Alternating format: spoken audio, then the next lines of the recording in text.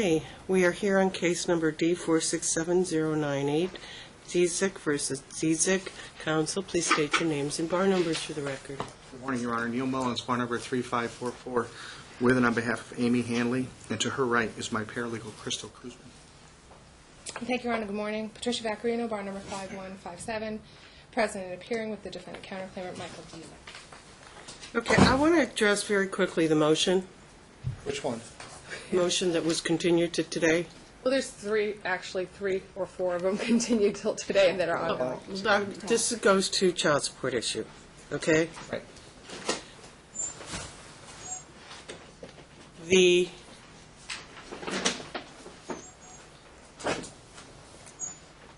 defendant was responsible for child support to the plaintiff as a temporary order.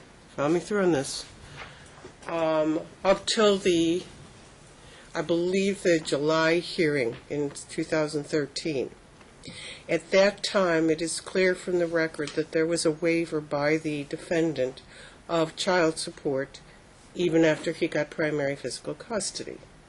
That being the case, for then the decree simply never adjudicated arrears to the plaintiff. Okay, this is the record I got, okay? And not the record I made, it's the record I got. And so, there were no arrears in the final decree, which wiped them out. The first time child support was set, again, was in, I believe, January of 2014. I believe I've got my... I'm approximating. I mean, I could look on the record and I can tell you at that point what happened. And that was based on a counter motion. Okay? So, just follow me through on this. Please, counsel, allow me to finish my findings. That being the case, the amount of child support that was set based on the Nevada average wage. And now we have another motion on child support. And as far as I'm concerned, that should be part of the motion itself as opposed to a set-aside of any orders. Again, I inherited a certain record. And, you know, our hands are tied when we inherit cases, just like when you all take cases from that somebody else has handled for a while. You're stuck with the case you have. And I didn't have sufficient cause to set aside any of the prior rulings. I didn't have clear error. I might have done something differently, but that's not the standard. So that's the posture we're in now. All that is fine, but you'll note by looking at my motion, it is not about whether child support should be set. It's about the continued hearings held and orders to be made. You're to prepare an order. You're to submit it to the other side for approval. If you don't do it, and later on the order gets entered, then if there's an error in the order, you have to fix it. So what happened in this case is that she prepared an order that was not what was in the record. So I wrote a letter to her, very pleasantly, pointing out the hearing transcripts and saying what's in the order. Why do I do that? Because I don't know how the end case is going to be. I know two things about this case. If this case would have been litigated in this courtroom from start to finish, we wouldn't have been in this mess. Second, there's so many procedural errors and so many different signals being made. The litigants have to have confidence that when they litigate a case and they go to court and they don't have a lawyer, or they have a lawyer that's now gone, that between the opposing counsel and the judicial department, the orders that are made that she listens to are going to be heard. And you inherited more than just a mess. You inherited litigants that are trying to show you any way they can why this case gets messed up. So the first order I see, while I'm already attorney of record, is one that I try to correct because it's inaccurate. The letter I get back to mine specifically tells me that she's not going to change the order, even though it's what you said. Remember, she doesn't say you didn't order it. She says, I have problems with the order that was made, in an effort to try to make it so that the numbers go her way. The other problem that I have here is that again, she already has a motion to set aside when all this happens. She doesn't know when all these hearings happen what's going to happen to the motion to set aside. By the time the child support is set in January, her motions aren't even addressed yet. The motions that she filed in November, and she's getting signals about it. So in the end, it's going to get fixed. Nevada average wage, how you do it. But when she went to trial that day, all these things that you just mentioned were part of a settlement the parties reached. And when that thing gets torn apart and the judge gets an opportunity to clarify it all, she doesn't. Later on, you get these, all of a sudden, another order coming out fixing it. So there was a motion pending at the time of trial. Her motion set for August 20th to hold him in contempt for his failure to pay child support. So an argument by you or a finding of the record by you that says it all merged with the decree, because that was language used before or whatever, might very well happen based on the record, but that's not how the litigants left the courtroom that day. They went in there with a settlement. They had child support worked out. They had custody worked out. They had a situation where they were both saying this thing is going to be a 90-day period. The judge, on her own, decides, I'm doing something different. And when she does it, they had several months to submit a decree in front of the court. They could have filed a motion to clarify, whatever. They don't, and that's the mess we're in. But what standard can we set here? If you prepared an order, and she would not correct it, sends a letter saying I won't correct it, challenges your order, won't correct it, I have to incur attorney fees to correct it, I think it's on him. Here's where I'm looking at it. If I may have Go ahead, a briefly, because we're going to be finishing hopefully by noon today. Okay. There's some definite confusion because this case has been very long and very clear. But the most guidance you can get, Your Honor, honestly, is from their own trial brief that they filed in this case. And I'm going to cite the record there because they keep saying that she got duped, and then they filed a trial brief on December 19th, and in there, Amy and or her attorneys cited the July 1913 proceedings starting at page 11. Page 12, it says in the middle, a citation starting at 11:14 that morning, because trial was due to start much earlier. And, you know, there were settlement negotiations that occurred in the hall. When we came in the room, the settlement negotiations were placed on the record for custody. And it says right here, what we wanted to do was this. And my own words are very clear, and they're recorded by the plaintiff's counsel. Judge Nathan says, well, he's waiving child support. And I said very clearly, he's waiving the enforcement of child support right now. But he was hoping she was going to back away from her previous statement about wanting arrears, because that was an order to show cause pending under advisement after the July 19th trial date on arrears and contempt against Michael. I said, we're not asking for child support today because we don't have all her financial records and discovery, so we're going to give her 90 days to see if we can resolve that. And she hadn't produced any discovery. That's part of the reason why the judge made her go forward on anything. We subpoenaed bank records. We're saying we're not asking to receive it during this 90-day period. And then she put me in the hot seat and said, wait a minute, wait. And then what happened was, she told us to go back out in the hall and see if we could settle financial, because we already settled custody. And she said, if you can't, we're coming in here. And you know, judges, Your Honor, you're allowed to accept or reject a stipulation of the parties at trial. And she simply, there was no foul play by Ms. Vaccarino and Michael. We said, we're willing to give her 90 days. Let's work on it without fighting it out. So we went into court, and guess what happened? Judge Nathan took testimony. She took testimony from both of them. And she found in her decision dated August 6th, this is why the decree did not subsume arrears. She came in court and said, I filed bankruptcy, so you can't, we could be divorced, but we can't do assets and debts. And the judge said, that's fine. I can still set child support, because the bankruptcy day doesn't stay that. So we gave evidence, and the judge was very concerned because Amy was claiming, like she's done throughout this case with you, that she was unemployed. So the judge said, I found that disingenuous because attached to your own order to show cause against him You attached paperwork, and it says here, I'm busy, I'm working, I'm doing this. Michael, you have to do that. And she cited, it's right in the record, a specific point. She took testimony, found Amy to be not credible. She didn't believe husband or our bank records exactly either, that she was making $100 or $150 grand. You agree I am but she not imputed $14. bound by a finding of lack of credibility in my own case? Right, I agree. I'm just telling you what, they're making an allegation foul play by Michael and his attorney.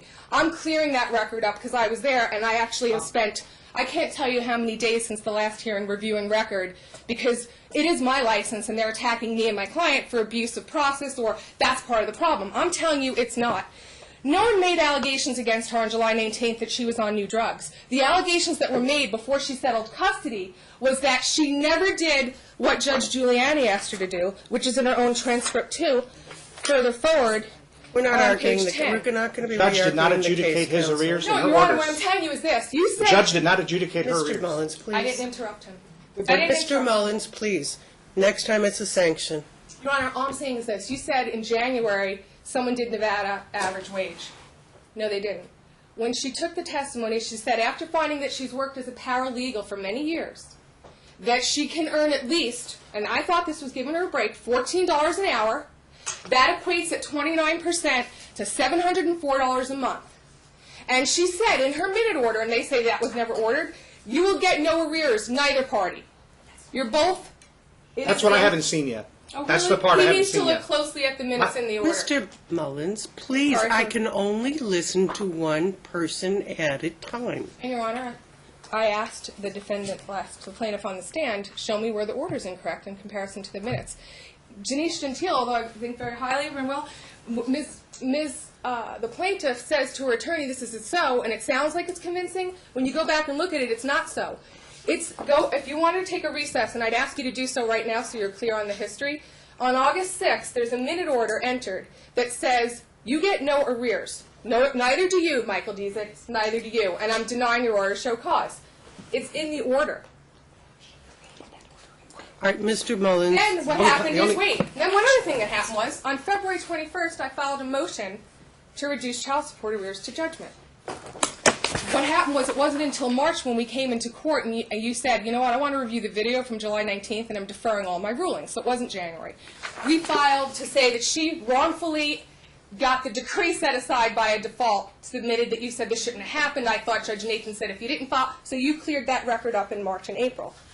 So you continued it to April. When April came, you said, you know what? You heard this all. You heard it and you said, you know what? Because they kind of had a 90-day agreement, and Judge Nathan then erased it, and she started child support in August. That order was entered February 21st. It wasn't appealed or reconsidered.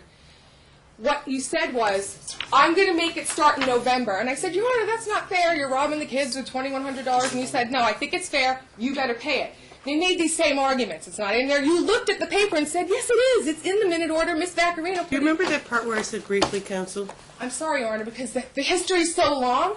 The problem that it is, and I was considering I didn't want to do this, but we could have filed a writ to demand that the child support be adjudicated. At the end of the April hearing, you said, you lectured Amy and said, you have an obligation, but you still didn't reduce it to judgment. You said, go home and work it out from November forward. That's kind of like an accommodation. He'll waive the 90 days, you work it out. I have letters that I wrote her attorney. We couldn't agree. Please. We came back to court in July. Look, There's we're only going to two finish comments I this wanna case make, by and I'll be noon, brief. okay? What I'm saying is, Your Honor, I there's just no wanted to imputing Nevada briefly average address this wage. motion. He- Mr. Mullins, just 2 minutes. Tell me what you want to The tell only me. thing I want to say regarding this is, she has, at the time, November 5th, she files a motion to set aside and for new trial. I watched the entire hour and 15-minute video of that hearing, and Judge Nathan was not happy. She demanded that they file an opposition to the motion, which included a lot of this stuff. Now, she never gets a hearing on the merits of that motion, and in between, the courts are still setting child support without addressing what happened. She has a right to have, for them to say she didn't file a motion to correct anything, she waited months and months and months to know whether or not the entire hearing was going to get wiped out. When they go in there that day, you know what she just talked about? they were going to delay the arrearage assessment because she wasn't going to be able to have to start paying child support until such time as the arrearages that were accumulated against him, $2,692 a month. I've never seen this in all my years of practice. She's going to court and having a lawyer withdraw. He doesn't have any money. She doesn't have any money. The other side owes $30,000 in legal fees for the past year in the middle of a custody case. He's the only parent with money at the time. And she doesn't have an attorney. And then she files motions. There's no opposition to them. And before she gets a ruling on a motion to set aside, they get a ruling saying she owes child support. It is abhorrent, and that's why I address it. And here's the point I'm Other than trying that, to... whatever you do is fine. This is the point I'm Fernandez, trying... public policy. Here's the point I am trying to make. It is